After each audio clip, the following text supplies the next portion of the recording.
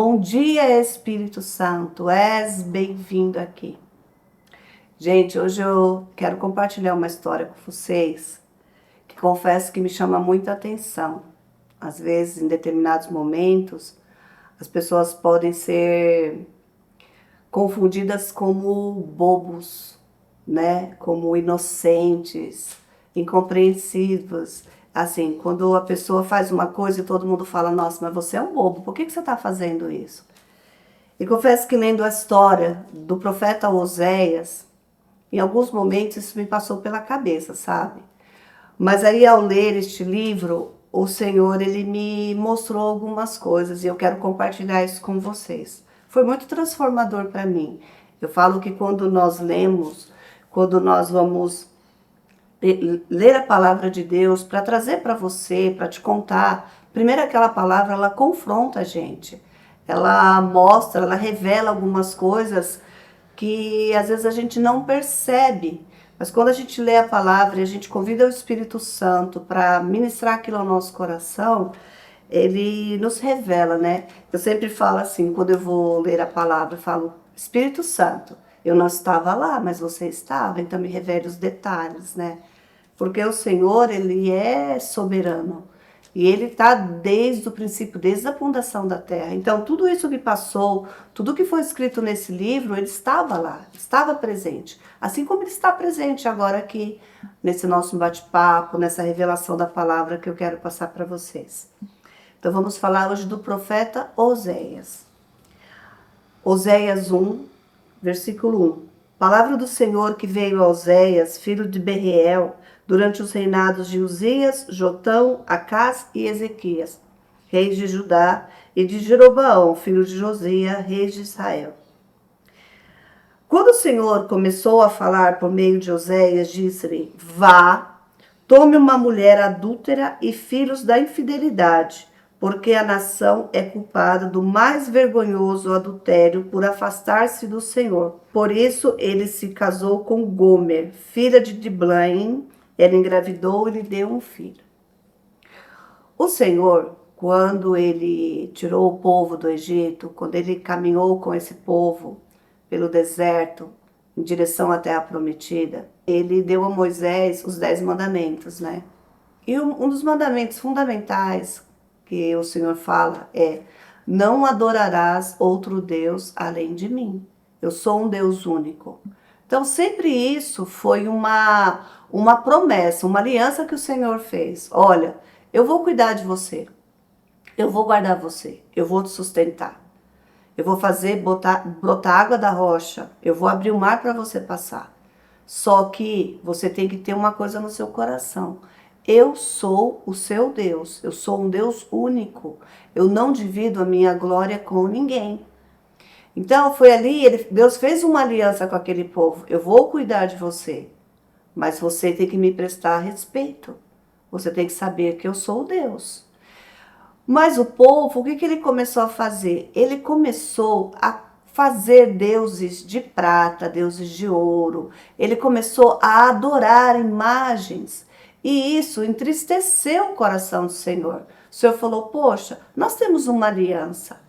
E eles não têm me adorado, eles não têm me buscado. Quando tem uma colheita farta, em vez deles darem glória àquilo a mim, eles vão e dizem que foram os outros deuses. E aquilo começou a entristecer o coração do Senhor. E o Senhor usa a vida do profeta Oséias para mostrar essa indignação dele. Você imagina, hoje nós pegarmos um pastor que você fala, olha, lá vai um homem de Deus. E esse pastor começa a orar por uma esposa, por uma companheira. E o Senhor fala assim, ó, vai lá no prostíbulo, busca uma prostituta, que essa prostituta será sua esposa. Olha que coisa inconcebível, assim, para os nossos padrões, uma coisa inconcebível. E foi isso que o Senhor fez com Oséias. Oséias, vai lá, busca uma adúltera, busca uma prostituta para ser sua esposa. E ele foi e tirou da casa dela Gomer e casou-se com ela. E ela gerou 3 filhos. O primeiro filho, a Bíblia nos dá a entender que esse primeiro filho foi filho de Oséias, né? Jezreel. Mas os outros 2 filhos que a Bíblia relata, pelo menos me dá a entender que esses filhos não eram filhos de Oséia, eram filhos do adultério, filhos da prostituição. E ali o Senhor deu uma ordem para Oséias e Oséia prontamente obedeceu, mesmo ele sendo contra. Lógico, gente, você tá ali, tá preparado para casar, você começa a pedir a Deus uma esposa e o Senhor fala, vai lá buscar um prostíbulo, vai lá buscar uma prostituta. E aí Oséias obedeceu, foi, casou-se com essa mulher, teve um filho com ela. Depois ela engravidou mais 2 vezes. E como eu disse, a Bíblia nos dá a entender que esses outros 2 filhos não eram de Oséias. Num determinado momento, essa mulher fala, eu não quero mais ficar com você. Eu quero o mundo, eu quero viver as coisas do mundo, eu quero ser livre, eu quero fazer o que eu tenho vontade. E ela vai embora e deixa os filhos com Oséias. E ali ele está cuidando daqueles filhos, ele está guardando. Ele tinha direito, pela lei, ele teria direito de mandar que aquela mulher fosse apedrejada, porque ela era uma adúltera. Mas não, ele foi em amor e ele deixou. Ah, você quer ir embora? Tá, vai embora. E aquela mulher foi embora. Viveu, fez coisas erradas, fez alianças erradas, envergonhou a família, envergonhou Oséias, mas ele estava ali. Ele estava confiante que Deus estava no controle daquela situação.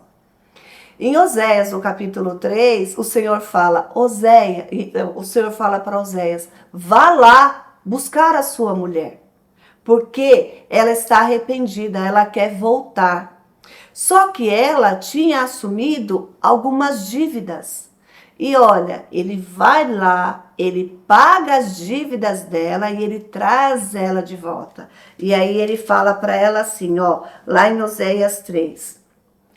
O Senhor me disse, vá, trate novamente com amor sua mulher, apesar de ela ser amada por outro e ser adúltera. Ame-a como o Senhor ama Israel. Apesar de eles se voltarem para outros deuses e de amarem os bolos sagrados de uvas passas. Por isso, eu a comprei por 180 gramas de prata e 1,5 barril de cevada. E eu lhes disse, você viverá comigo por muitos dias, não será mais prostituta, nem pertencerá a nenhum outro homem, e eu viverei com você.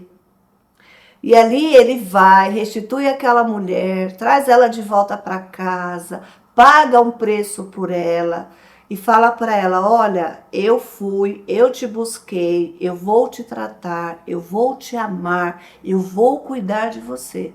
Só que a partir de hoje você não se prostitui mais, você não vai viver mais com outros homens, eu serei o seu único marido.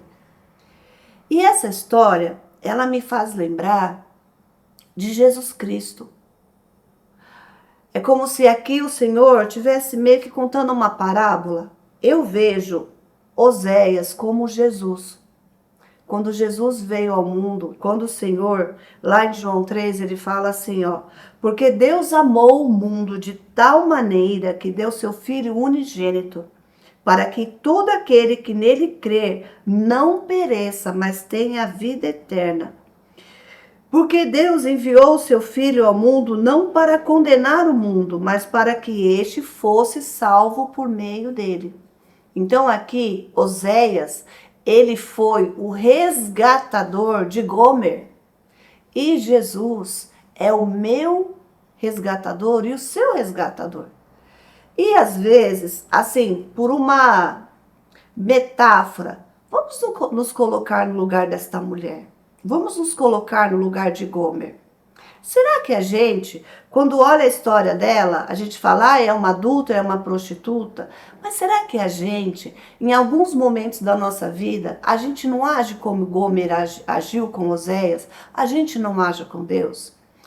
A gente vai, o Senhor nos resgata, o Senhor coloca um anel no nosso dedo, Ele faz uma aliança com a gente, Ele nos protege, Ele nos abençoa, Ele nos dá uma morada, Ele nos dá uma casa, Ele cuida, Ele ama. Ele respeita os nossos limites, ele respeita as nossas decisões. Mas a gente acha que a gente merece mais, que a gente merece uma liberdade, que a gente merece viver as coisas do mundo, que o mundo não, o mundo que é bom, o mundo que dá liberdade, o mundo que traz as coisas boas. E a gente abandona Deus e a gente quer viver as coisas do mundo. É como se a gente falasse assim: Senhor, eu quero viver as minhas histórias. Mas, Senhor, eu não quero viver as minhas histórias com o Senhor, eu quero viver as minhas histórias sozinho. Só que aí, quando a gente vai, a gente toma essa decisão e a gente se afasta, a gente sai da presença de Deus, assim como Gomer, ela estava numa casa, ela tinha um marido, ela tinha respeito, ela tinha filhos, e ele cuidava dos filhos do adultério dela como se fossem filhos dele. Ele amava. Mas não, ela achava que ali para ela era uma prisão e ela queria ter liberdade. E quando a gente faz isso, a gente traz tantas consequências para a nossa vida, a gente traz tantas coisas, a gente se prende em tantas cadeias. Porque servir a Deus verdadeiramente é ser livre. Mas servir o mundo é ser um escravo. Ser um escravo, às vezes, da prostituição, da pornografia, das drogas, do álcool. Sabe? Um escravo das luxúrias, das coisas erradas. Mas aí o Senhor, ele faz com a gente assim como Oséias fez. Ele vai lá, ele paga um preço. Ele pagou um preço. Qual foi o preço que ele pagou? Deus deu o filho dele para morrer numa cruz, para perdoar os nossos pecados, os meus e os seus. Ele fez isso por amor, por nos amar, por cuidar da gente. Assim como Oséias, ele foi o resgatador de Gomer, Jesus Cristo é o nosso resgatador. Ele é quem cuida de nós, ele vai lá, ele cuida das nossas feridas, ele fala: filha, vem, volta para casa, volta pro meu cuidado, volta a viver debaixo da minha presença.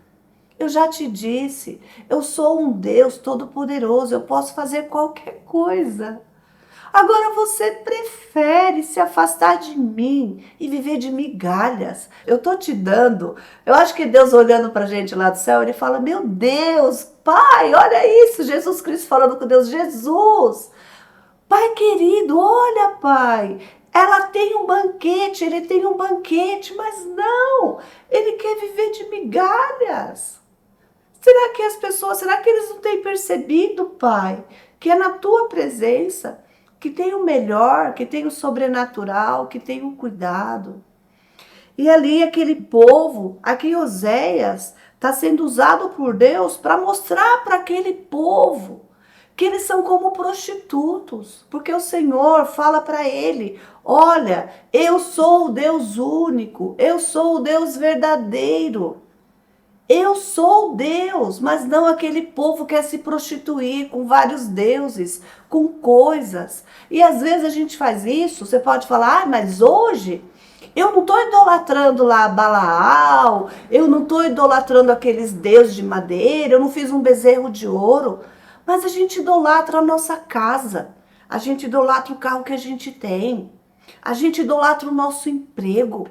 A gente idolatra o chefe. Não, eu vou puxar o saco do meu chefe. Até me desculpem a expressão, eu vou puxar, né? Vou lá para que ele me promova. Gente, faça uma aliança com quem realmente pode fazer as coisas. Vamos parar. E aí eu te faço uma pergunta. Você tem respeitado o Senhor? Porque tem um ditado que fala assim: quem ama, respeita. E a gente adora falar que a gente ama a Deus. Ai, Senhor, como eu te amo, Senhor, como eu te adoro. O Senhor é Deus na minha vida. Mas será que nós temos agido com respeito com o Senhor? Será que nós temos sido filhos obedientes ou nós temos sido filhos desobedientes? Na nossa casa, às vezes acontece isso. Não sei se vocês já passaram por isso. Eu, enquanto mãe, às vezes seu filho, ele te pede coisas e você faz um esforço, você faz um sacrifício e você dá aquilo que seu filho pediu. Aí, daí a pouco, seu filho vem e te pede uma outra coisa e você fala assim, ai, nesse momento a mãe não consegue fazer isso. Ah, mas você é assim, né, mãe? Tudo que eu te peço você não me dá. A gente esquece. A gente é filho mimado, a gente às vezes é ingrato com Deus. Então, quem ama respeita. Eu, por exemplo, hoje não tenho mais o meu pai e a minha mãe vivos, mas eu sempre respeitei o meu pai e a minha mãe, porque eu amava ele, eu amo eles, então eu respeito. Agora a gente está falando muito da boca para fora de que a gente ama Deus, mas a gente não tem respeitado Deus com as nossas atitudes. Eu sempre falo muito, isso é uma coisa que eu gosto muito de falar, que nós somos filhas, nós somos cuidadas, nós somos amadas pelo Pai. Mas o nosso Pai, ele tem que ser respeitado. Não é a gente achar que Deus é o nosso empregado. Eu sempre falo com as pessoas que a gente, às vezes, quer fazer Deus como o gênio de uma lâmpada, sabe? Lá no filme do Aladim, passa a mão na lâmpada lá, ó. Ah, você tem direito a 3 desejos. Ah, desejo 1, desejo 2, desejo 3. Sabe, como se ele fosse nosso escravo. Deus não é seu escravo, não. Desculpa te falar isso. Ele é seu pai. E todo pai merece respeito, merece ser honrado, merece ser valorizado. Deus, ele é amor. Não se esqueça disso. Mas Deus também é justiça. Deus é justiça. Então, eu te pergunto, você tem respeitado o seu pai? Você tem respeitado Deus? Você tem respeitado as pessoas que estão à sua volta? Às vezes a gente vê pessoas tão amorosas fora de casa, mas dentro de casa um cavalo. Com a esposa, um cavalo. Com os filhos, um algoz, um ditador. Mas da porta para fora é o sorridente, é o brincalhão, é a brincalhona. Então, quem ama respeita, quem ama cuida, quem ama obedece. Quem ama não julga a culpa no outro, ela assume a culpa. Porque você sabe que muitas coisas que a gente passa, foi a gente que buscou o problema está na gente e a gente às vezes não quer enxergar isso. Quantos processos, quantas coisas eu já passei na minha vida que a culpa era minha. Eu não obedeci a Deus naquele momento. Eu quis fazer na minha força. E lá no Salmo 25, o Senhor fala assim, ó: mostra-me, Senhor, os teus caminhos. Ensina-me as tuas veredas. Guia-me com a tua verdade. Ensina-me, Senhor, pois tu és o meu Salvador. E a minha esperança está em ti o tempo todo. O tempo todo. O tempo todo. A sua esperança tem que estar no Senhor. O tempo todo. Você tem que ter a certeza de que é Ele quem faz. É Deus quem faz. E aí eu quero te deixar uma pergunta para que você reflita. Você tem respeitado o seu Deus? Ou você tem feito altares para coisas e pessoas? Que o Senhor abençoe você, que Ele transborde bênção na sua vida e que você verdadeiramente seja filho e filha de Deus. Tchau, tchau.